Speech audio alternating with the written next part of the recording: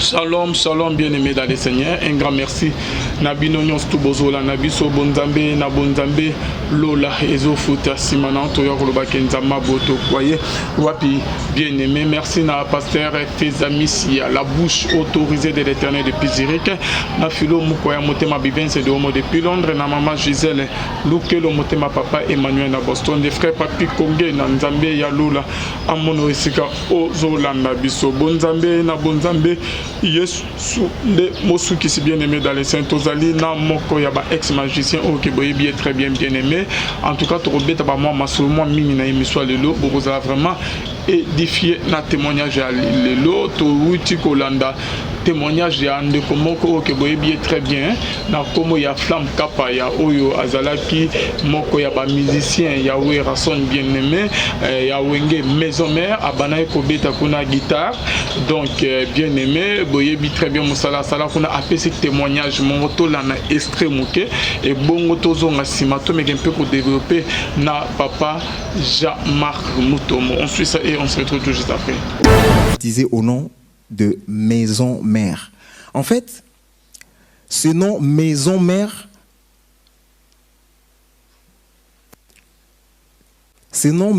là était, c'est le nom que porte l'Église catholique, si vous voulez bien. Donc c'était un groupe qui était, moi en fait, j'étais jeune, j'étais païen, j'étais là, j'avais envie d'avoir la gloire, je voyais le succès, voilà, je vais jouer dans ces groupes et voilà, Dieu va nous aider et on va aller en Europe, je pourrais bien construire ma vie, avoir un avenir et tout. Moi, c'était ça. Le nom maison mère, c'était par rapport à l'Église catholique parce qu'il y avait des prêtres qui soutenaient aussi ce groupe.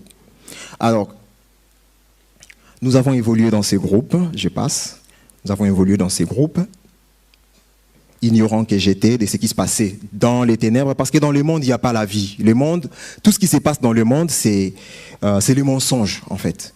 La gloire du monde, la joie que le monde donne, c'est du faux. Je vous assure, c'est du faux. Parce que j'étais à fond dans la joie, je pensais que je prospérais, je pensais que j'étais bien, j'étais dans la paix, succès. Je me rappelle un jour, pour jouer à Bercy, l'affiche qu'on avait fait, j'étais juste surpris de voir qu'on m'a apporté le soutane, une soutane noire, voilà, le soutane des prêtres en fait, si vous voulez. C'était vraiment... En fait, j'ai pris la photo, mais je ne voyais pas la grandeur.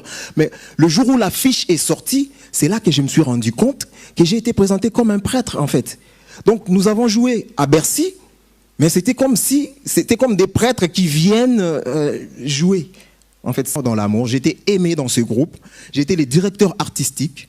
J'étais les guitaristes les plus aimés. Donc, j'avais l'assurance que j'étais bien, j'étais aimé et j'ai travaillé sans arrière-pensée. J'étais un vrai païen, écoutez bien, un vrai païen, c'est-à-dire que je me voyais, j'avais la gloire, le succès, j'avais tout ce que je voulais en quelque sorte. Mais l'amour que j'avais là, à Londres, j'ai découvert autre chose. En fait, la face de l'amour du monde, mes frères et sœurs. Il y avait un plan qui a été fait pour que je sois, moi, sacrifié. C'est-à-dire que on arrive à Londres, je rencontre quelqu'un qui m'approche pour me dire « Ouais, moi, je vais être avec toi pendant votre séjour de 2 semaines. Je vais t'aider à faire des courses et tout. Tu sais toi-même, non? Vous êtes ici, donc toi, tu t'es calme, tu restes tranquille. Moi-même, je vais aller chercher des choses et tout. Donc, tu vas rentrer bien. Je vais faire des valises et tout. Donc, tout se passera bien. Compte sur moi. » C'était ça, son discours. J'ai compté sur cette personne. Un jour, nous sommes sortis. Je devais dormir chez la personne. Alors qu'il y avait un plan qui était fait. Et ces plans-là... En fait, cette personne-là, c'était un féticheur.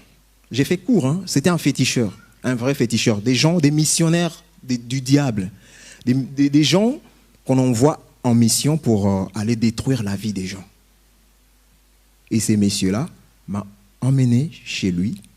pour que je reste là-bas. Et ils avaient prévu de faire leur cérémonie. Je ne sais de quoi. Voilà, Bonzambe, na Bonzambe, Lola, Ezo Futa bien-aimé dans les Seigneurs, Tozalina, papa, Jean-Marc Mutombo. Shalom, papa. Shalom. Bonne santé. Nangolo Nzambe, toza malamu. Lelo bana bande Bazolanda.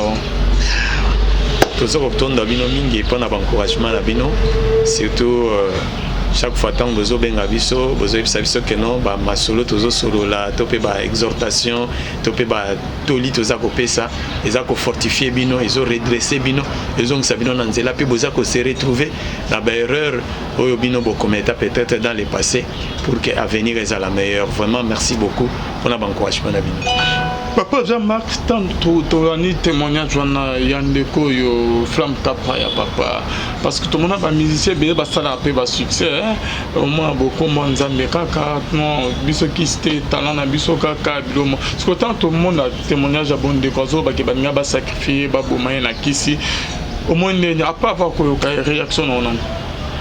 Bon eza eloko moko ko koki ko kamisa biso te de Calvin parce que tolobaka pe to répéta kango souvent que monde wana ya ba musique wana ya ba monde wana ya ba nini musique mondaine to musique mondaine monde wana ya ba balle tout ça na ba ezala toujours na ba kisi à haut niveau eza ba te ko bandimaka ba soupe bandimaka te eza ba nem soupe ko to le kana na télévision bazo kosa o ngana beta ndule ngai kisi na binda ko moko te même na sala kaka na inspiration na ngai ndenge nzamba pesa nga maele tolobaka ngo eza faux tolobaka eza faux par rapport à nini parce que orchestre nyonso zomona esa la succès awa na nini na Congo même dans le monde la plupart nango bazana kisi orchestre ezali kisi orchestre ezali en dehors ya kisi orchestre pour na succès orchestre ezana bato pe ba individu ba moko ba artiste ba moko na ndenge na ye akepe uluka maison na ye pour na succès na ye personnel ezandenge wana. Alors ce ndeko par exemple azolo ça n'engage que lui. Moi je ne fais que commenter par rapport à question Pozenga, je ne confirme pas, je n'infirme pas. C'est-à-dire nazo bekeza bongote nazo boya pété mais d'une manière générale ba kamboana et ba musicien ezana kisika. Papa Jean-Marie ozala magicien bando bazola na biso ozo confirmer biso que succès nyons tout ce que ça on a skiz na musique ya mokili to na ballet to na musique moboye et là qui sont et accompagnant souvent succès ozo mona ya makasi wana souvent ezala kisi oyebi nazana mwana nanga moko comme pasteur comme na Simon babandi orchestre na bango asimandako obeta bazobeta musique na wansi mandako bamoni kezo simbate bayoko yokana basangisa mbongo bakene panganga moko bwena mbo village moko mona ngo Chambwanda ya mboka bachoko alors bayokani bakene kuna po bakosa kisi ya succès ngai molimo nzambe kamingai na tambola na balabala wana po ezaki nolo na place église ezalaki nakuti ba jeune ngo pa molimo nzambe na telema na telemi mwana wana comme des Simon na ebisi na bi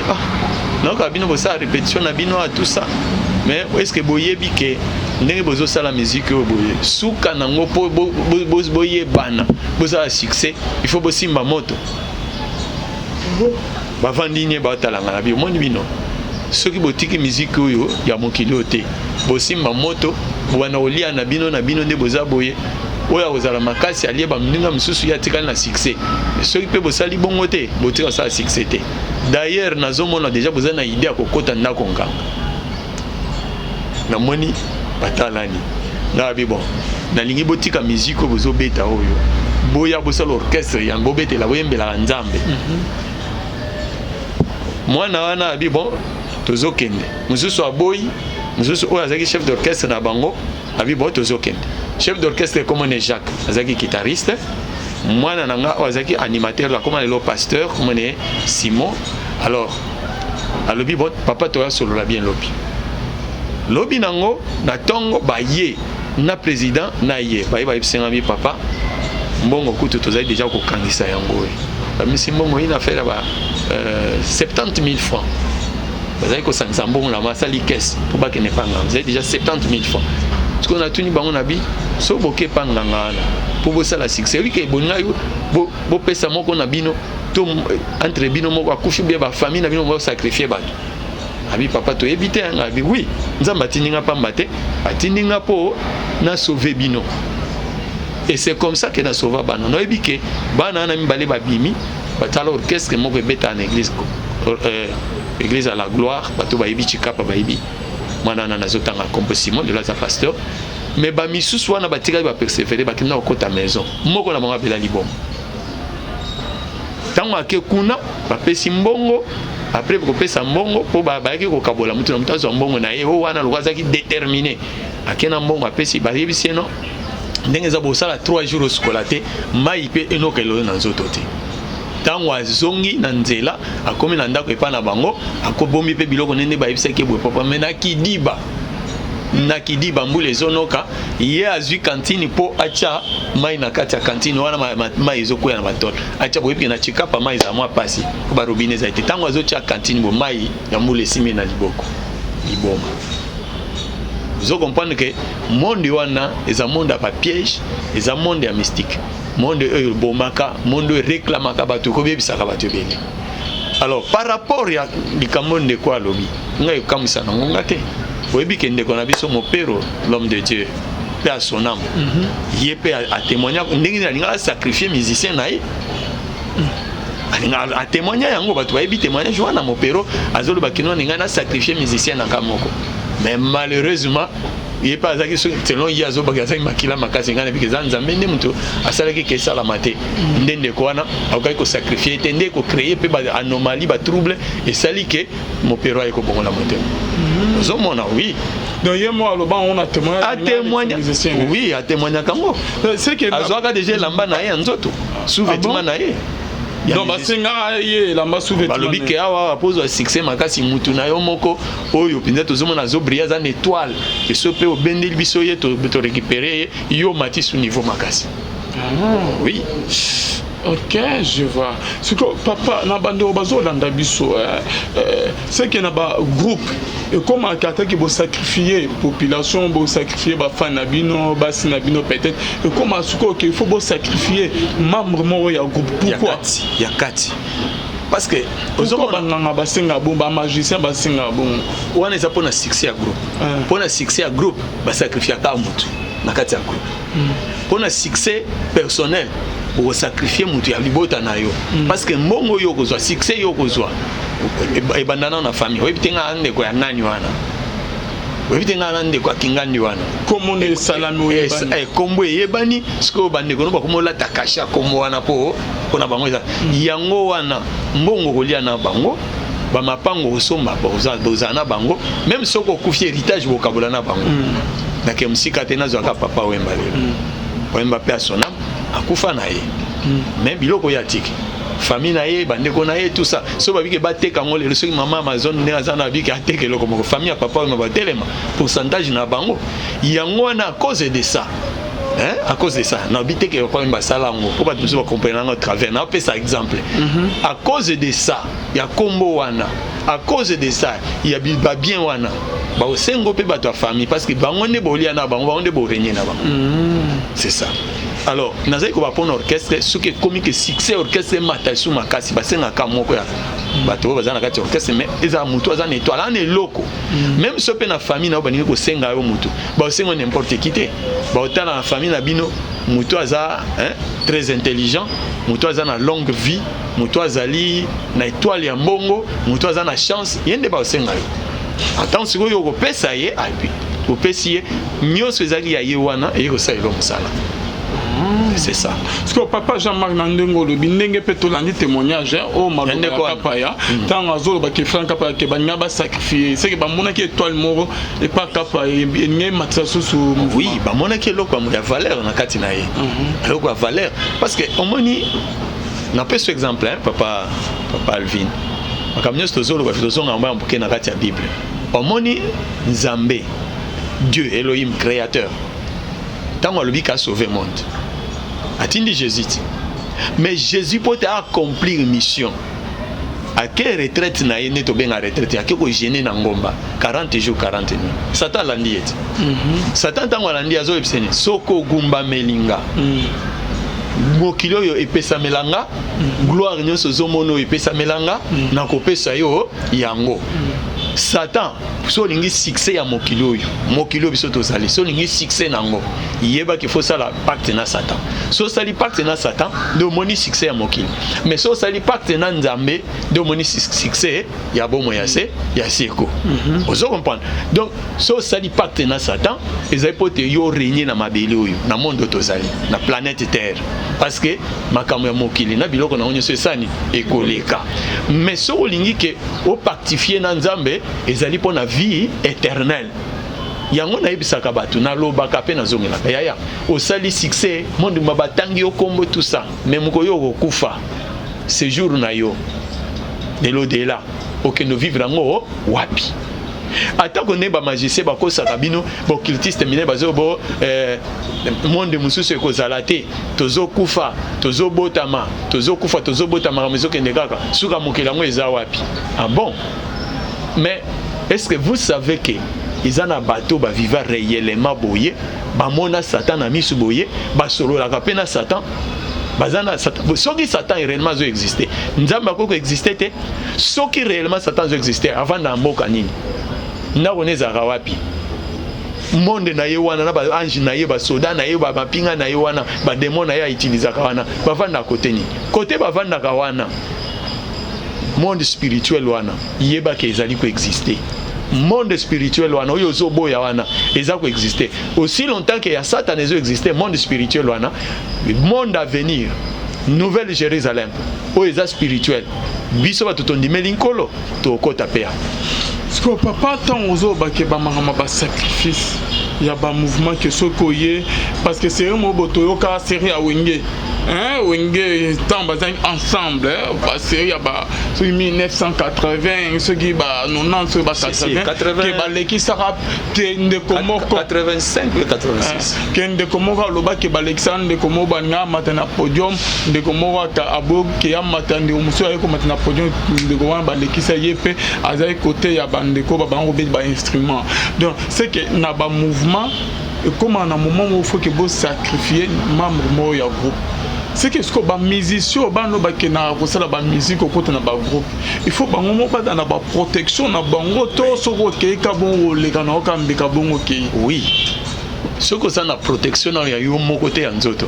Ba facilité ba lia yo. Il suffit ka ba mona aux an étoile ba lia yo. Ya psiko po ba lia yo te. Yo faut luka pe bo manzoto na yo. Faut bon manzoto na yo. Mais siko nga en tant que musali Nzambe. Tant on azaki magicien, zola nanga, nazaki ko ebisa mutu na bite. Momone biloko lingo kota wana. Soko lingo progresser bien kuna. Lukano pe yo pe kota monde oyo po miyeba, ko mibatela. Nazaka ko ebisa bango bongo. Soko mibateli na sima soko ata soko esprit mabe koti na kati ba chef de orchestre be baniki ba salo mabe ba ko salo mabe te. Ce qui se commande que yo lingo kota te nga na bomba yo nga la saleli yo bakambo nga moko na ibinde na zo bomba yo esili. Mais lelo oyo ndenge na koma mosali Nzambe na ebisaka bato ko kota monde wana te ko sala la musique profane te po ya liboso na nezo kumisa Nzambe te kumisa Satan kumisa mokili.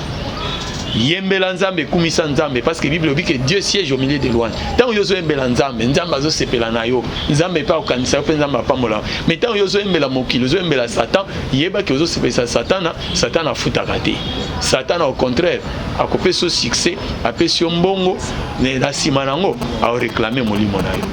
Voilà un peu on a koko epsa bandeko bazolanda biso. Olingate na vie. Kolingate na vie bazwa vie na yo ba sacrifier ka na pété boye pona koluka bisengo ya mokili. Bisengo ya mokili ezali temporaire. Bisengo ya mokili banda ko ba mapango ba mituka o tozoluka wana tokufa totika kango bato ebele bakufa batika ngolombo atika ba bien atika ba mituka zomona. Bon, malgré succès à Sali, biloko ngo etika likaka. Lelo mokoso toki place bakundai okutaka donc lelo moko tam super eloko eza suana pété.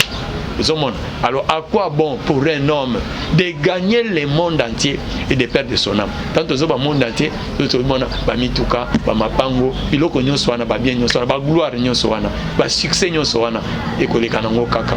Un jour pe, bakobosa na pe yo ba otanga pata komo na yote. Merci beaucoup l'homme de Dieu. Toujours la 4e émission na biso. Monsieur Nanzam, est-ce que qui se peut y avoir succès ou en est-ce qu'il y a musique et ça n'a pas conséquences? Oui. Avant de remonter en côté conséquences, dans les musiciens moboya kala lobi ah bino bozo mo ba o bazo sepela bazo ça succès.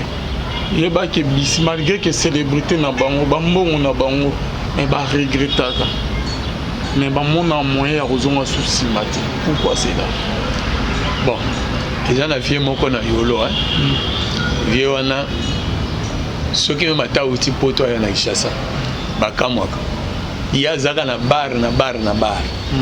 Ce que batu na même erni yozo ata olala pong. Donc il est punition ezalaka na butu. Sata epse ke yo na butu okolala te. Pongi na misu na yo okokanga boete. Yango ni fois aka place ba bar. Hein, au moins na bokute na badala suwana tout ça. Donc azara wana amela kaka komela. Donc pour ala lati. Et tout monde en wana. Donc na butu tambaninga baladi ya kolala te. Ozoma na vida no ndenge wana. Eza batu misusu nakati ya kolukaka succès. Omoni na ba Congo oka bana boma ebele ba ya ko beba ya kosakana te. Bana boma. Pona nini? Et un monsieur moko kunana, je n'ai pas honte de citer son nom, mais c'est Courtejoie. Courtejoie a bebisa bana ebele. Bazana numéro moko donc ce 12 heures ekoki bake na dal kolia ba mkusu ya nye ya dal. Nombre de nkusu, nombre ya mbongo. Ozo comprendre. Tana na niveau dimension ndenge wana diable nde asaka na bato. Farata oyo na poubelle nani na puis perdu donc oyo sopaki kuna allez 12 heures OK ofungoli otoki olie. Pas 12 heures. Eza na moko denima kota ruti moka na so sali ba prière. Aninga kufa. Ba yebisa ke 12 heures fois que no lia. Yesu ko 12 heures reliqué l'état ba mbouteillage ki chasa ndenge comment. Tellement est reliqué lié pas ale gaboye.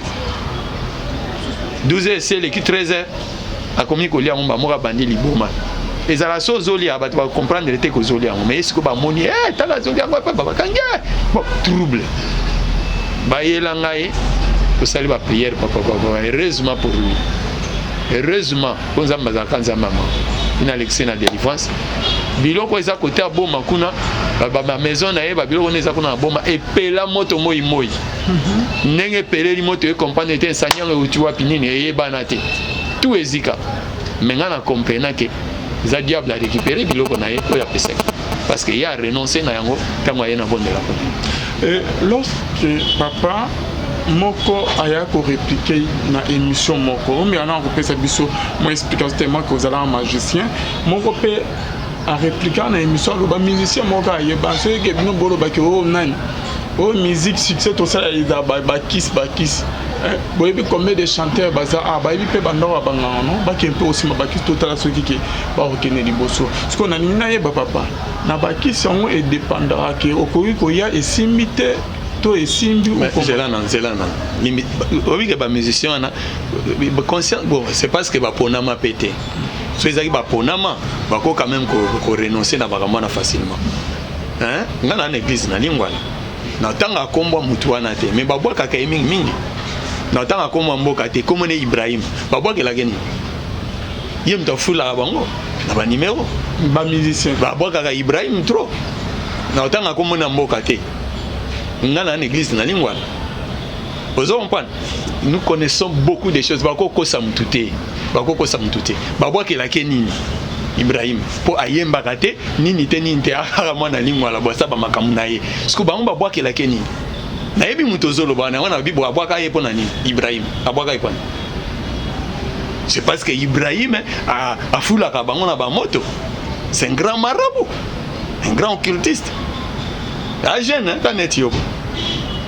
Siko yebi sanga zo wanga na wana boya bwaka ka Ibrahim pa. Siko papa mutombe na ko yebi sa bisoko en vérité musique profane, musique ya monde, hein?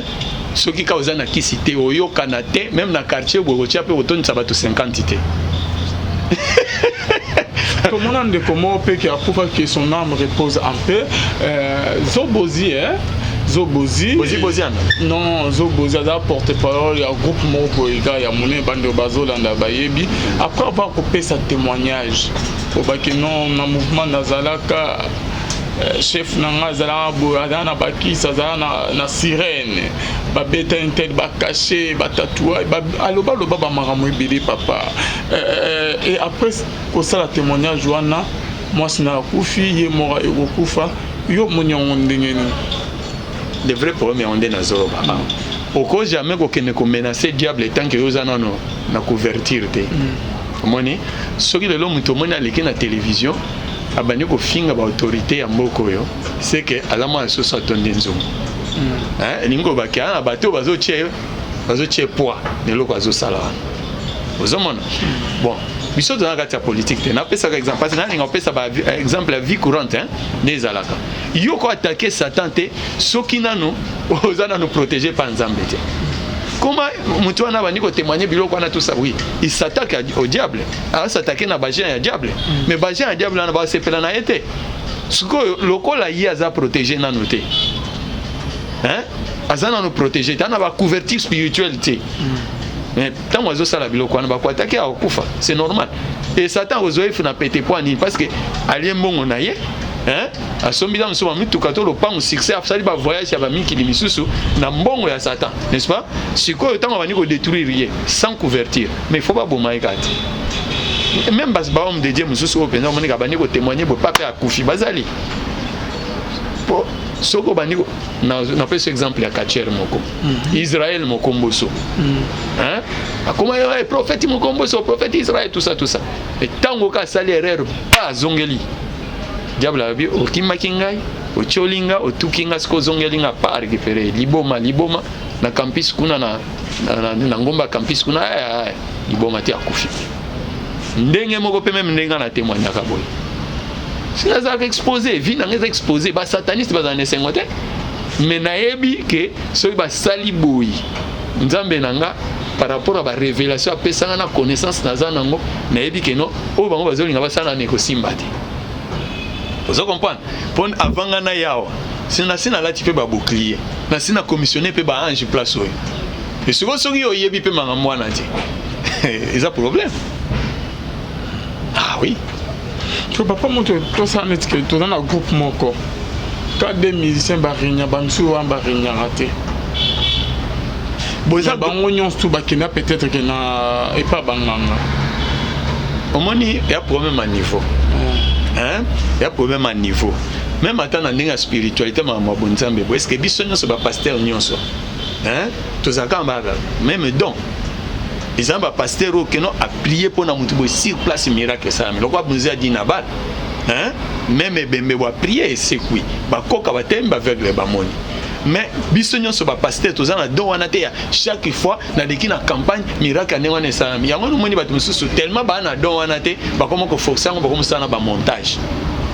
Vous comprenez? C'est pour te dire que dans le monde de la musique, dimension à dimension que c'est ni. Nous sommes à un niveau très élevé, nous sommes à un niveau très bas. Tant que nous sommes supérieur, inférieur à dominer, et ça, on a un brouillard.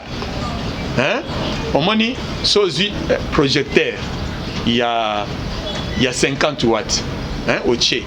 Vous voyez, au scope projecteur, il y a 1000 watts au tché. Vous remarquez la lumière côté à 1000 watts.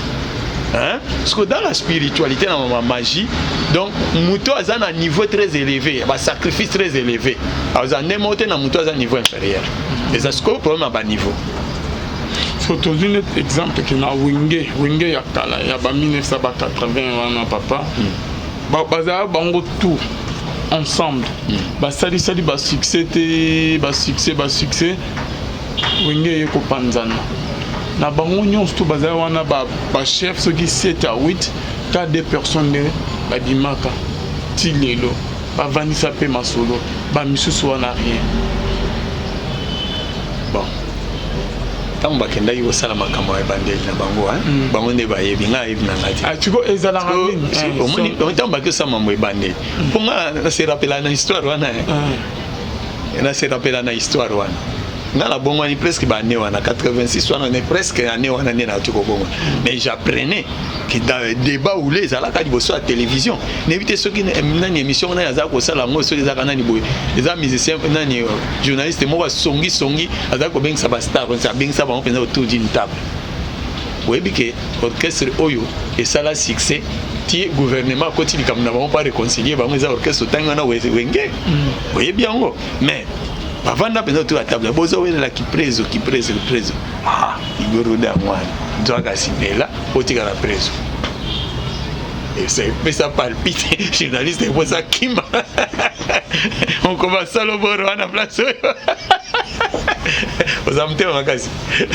On commence à le voir à kima. Igoro do ndai mana mnoka mote ah yangwana.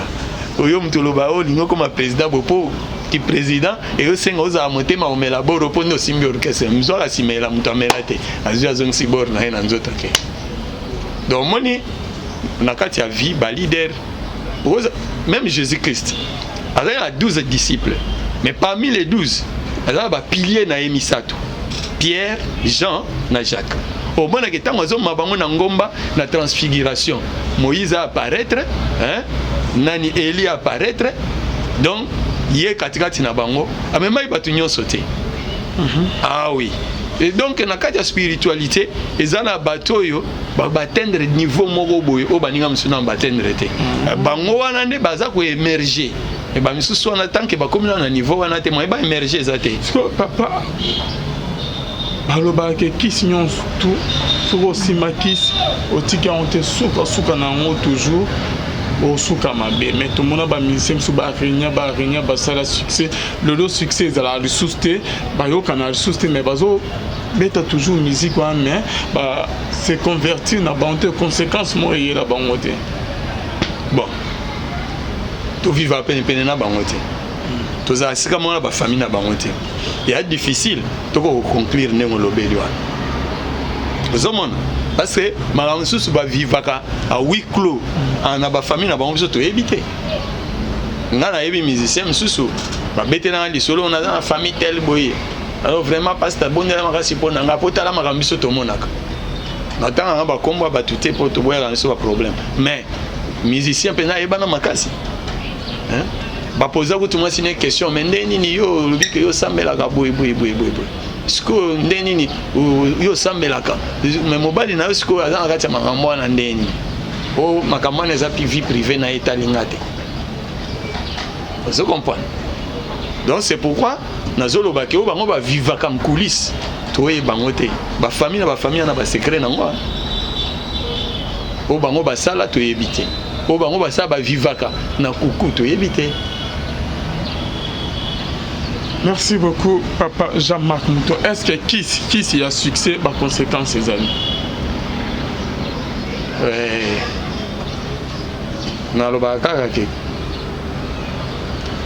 ba musicien ba mo pa yemba ndoki pa kufaka kisi pe epolaka ba vo Marie hein yemba ba amba ke ndoki pa kufaka kisi pe epolaka ça dit que signonso il y a un délai dans le cas. Ce délai n'est qu'au histoire ici. Nous sommes au final. Nous sommes au succès aux locaux et ça susté. Et ça orchestre nous sommes au ça va succès à ma case. Hein? Mais succès à souté. Là star est à sous. Là star. Ataba cheli ba na kwa penza pa cause wa penza 200 personnes. OK 200 musique ata 20 ba mais talala maman bazala kina eza orchestre beto koloba ba pilisa moto papa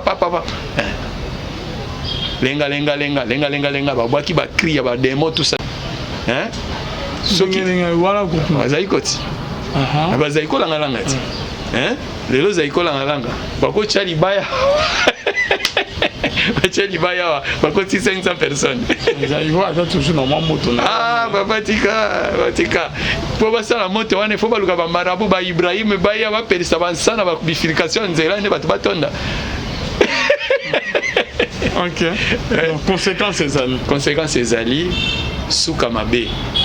Na vie malamu aucun na succès ti na liwa que succès suka na nzela comme malheureux.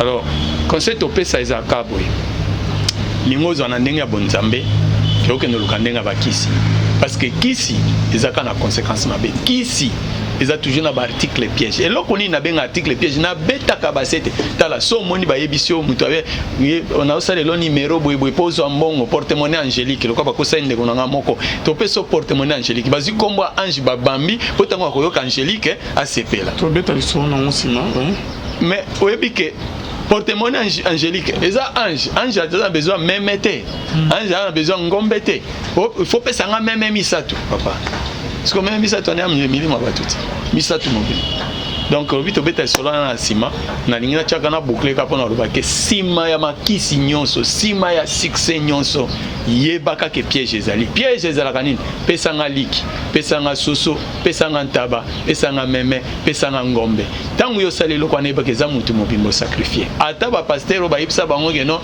to kundelo ngombe mobimba na kati ya temple et tant to kunda ngombe wana nombre de nkusu nombre de personnes yeba ko sacrifier soki papa soki mama me baboya ndeko yebisa yo yangwana makila batu wana soki papa soki mama soki leki soki nani o bango bazwa ba yebisa yo te wana ezelaka yo po samba un jour au samba. Et pourquoi le système a bon pour ma père? Bazo luka ke sacrifie bazo maman non de kono mais ba tchelo piège mo bo ba singo direct OK di bosso d'ailleurs que tozana posa ko pesa biso moi sinon o pesa biso maman non de kono yo mais ba kisa mikolo comment est que di solo ya groupe mo bonara musicien mo ba buta braza côté na mouvement mo ko yebana ba banika na salon bona président ne ba moni pesa le kani président bon azui di papa nyati ya kufi pa lobi nango papa na ya kufi pour fondre aussi ma non il y a des sacrifices pour nos côtés dans le mouvement. Pourquoi stratégie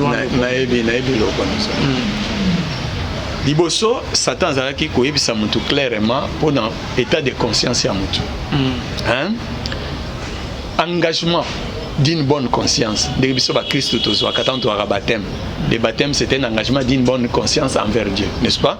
Mais si koyo et pas Satan à cette époque-là, les arguments mutu azo conscient na mais conscience abino nazo sacrifier papa nanga pour nazo succès, nazo sacrifier maman na pour succès. Mais si koyo Satan yeko mona tellement mateya moni mateya tellement totei pe mingi to laksi batu ke makila ya batu oyo bomi ko ganga liboso trône ya Nzambe ko réclamer makila ya batu wana yo boma boko samba un jour pona makila wana siko batu bakoma ko banga vous comprenez bakoma banga ko simba makila eza pe na ba famille musu bakota pe ba pacte sous dans Satan ke mutu na famille na biso ali ya mutu te soko lie mutu ole ke mutu wana kufa yo ndosa nini okufa ba pacte pe bongo ya ba famille musu eza ndengwana maintenant Satan siko ya binono babenga ke azarise yango la bino so na sali boye na kozwa pe batu te pe batu babando banga yango il faut na triquer ko triquer yango anati omoni par exemple babengi mpese boma mpese wana donc mpese wana yande mutu ezali liboso bamisi miroir boma mutu uchubi mbeli to na kofi mais lelo eza subongo te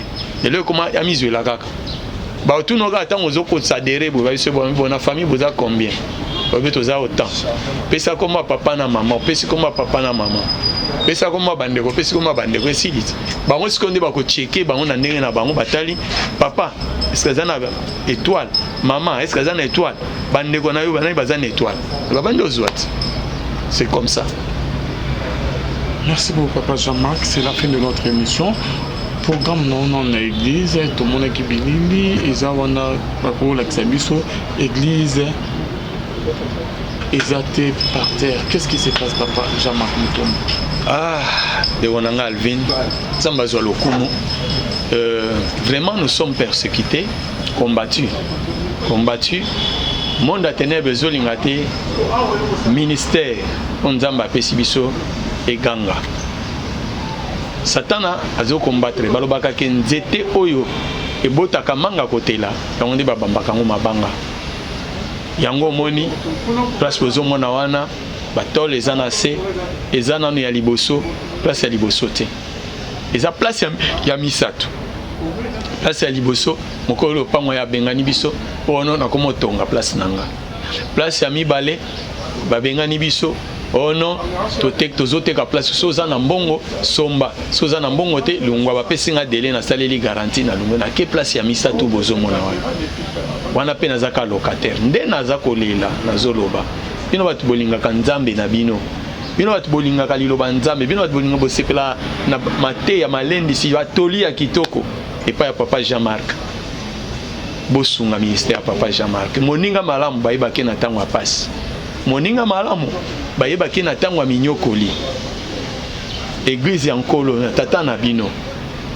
eza position bozomona wana eza mpe na location lisusu nazosenga bino bosunga de façon que tokozwa quand même quelque chose pour totonga place wana tosilisa malgré toza ba locataire totonga ne fisque tobongisa pour bana nzambe basamela mbula pezoya confinement pe yango bazo ezosila kalate donc parce que dimanche normalement bamanda makambo kilt ezozonga donc ezosenga moi contribution na yo merci déjà na bande komi balé nzamba pambola bino apambola bino makasi moko alobi na nga papa kendo zo $50 kota Mariano so na 6 émission ande nazo kende kutukuna mususu pa alobi susu no papa natindi pe susu $50 ba pesi ngai donner na nini na MoneyGram ça fait déjà $100 et ko sunga biso toko somba tol toko somba rideau toko tia ciment toko bongisa tango bana nzambe bazala kufukama bazo sambela nzambe na ba condition wana oyo muto contribuer na mbongo na yo bimisi motoki na yo